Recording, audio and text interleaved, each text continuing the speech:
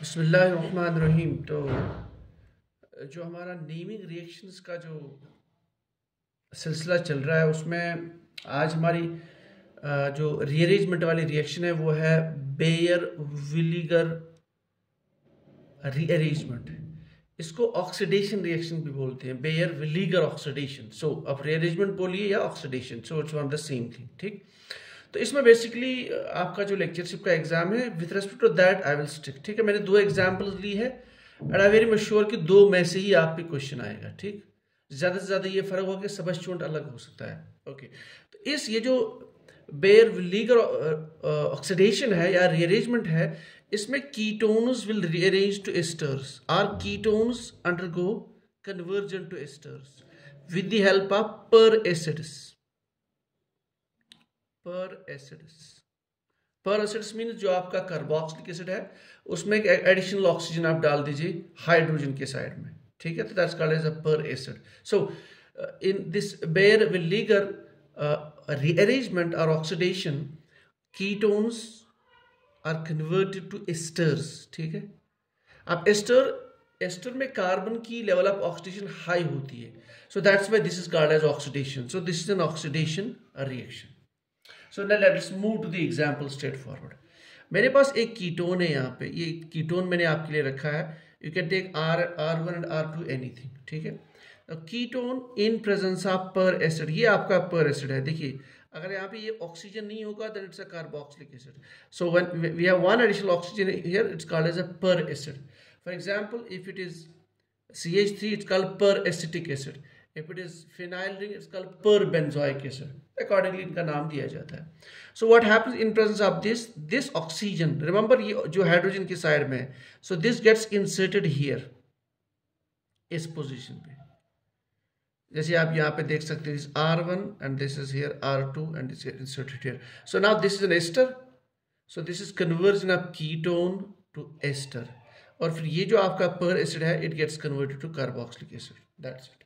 तो इसका आप आराम से कोई भी क्वेश्चन आ जाए, इवन अगर वो ट्रांसफॉर्मेशन भी आ जाए, so it will be very simple. आपको बस याद रखना है कि रिएक्शन में होता क्या है। Ketone as a reactant in presence of per acid gets converted to ester.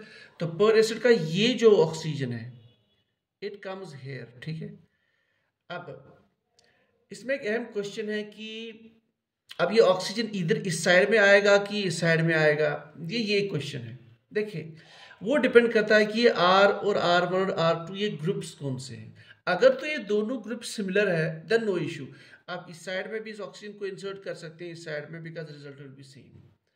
लेकिन if this R1 and R2 is different, for example ये 3 डिग्री होगा, ये 2 डिग्री होगा, ये फिनाइल होगा, ये अल्काइल होगा, then we have to look for the migratory aptitude कि कौन सा ग्रुप जो है जहां पे ऑक्सीजन इंसर्ट होगा। उसके लिए हमें थोड़ा सा मैकेनिज्म अंडरस्टैंड करना पड़ेगा। We will not discuss the mechanism straightforward. So normally इसमें होता क्या है, ये जो लोन पेयर है इट अटैक्स हियर। ठीक है, अच्छा तो आपका ऑक्सीजन यहाँ पे आएगा तो it gets a positive charge and then obviously this will leave. So ये here it will come at this position as hydrogen atom. ठीक है, आपको मैकेनिज्म याद रखने की जरूरत नहीं, मुझे बेसिकली वो माइग्रेटरी एप्टीट्यूड को अंडरस्टैंड कराना है। अच्छा तो उसके बाद क्या होता है, ये जो OH बन गया, this hydrogen comes back here.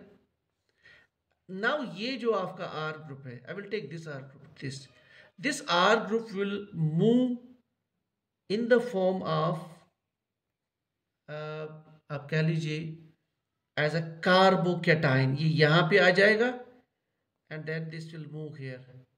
इसको आप ऐसे ऑक्सीजन पे नेगेटिव चार्ज दीजिए, सो ऑक्सीजन पे नेगेटिव चार्ज यहाँ पे आएगा, ये जो हाइड्रोजन इधर आ जाएगा, so that becomes carboxylic acid.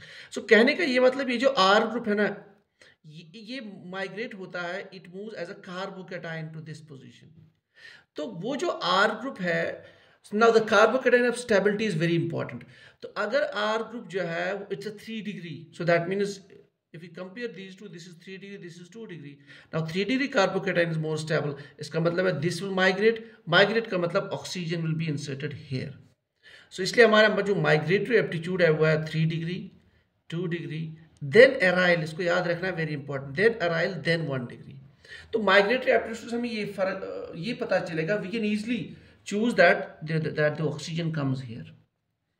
तो ये है सीधा साधा आपका जहां से क्वेश्चन आ सकता है। अच्छा, इसके अलावा और एक पॉसिबिलिटी है। देखिए, अगर आपका साइक्लिक कीटोन है, केस नंबर 2 साइक्लिक कीटोन है, ये साइक्लोपेंटेनोन, इस केस में भी हमें अगर दिस इज सम पर एसिड, यहाँ पे ट्राइफ्लोरोडेरिवेटिव है, so obviously the oxygen will come here और हियर।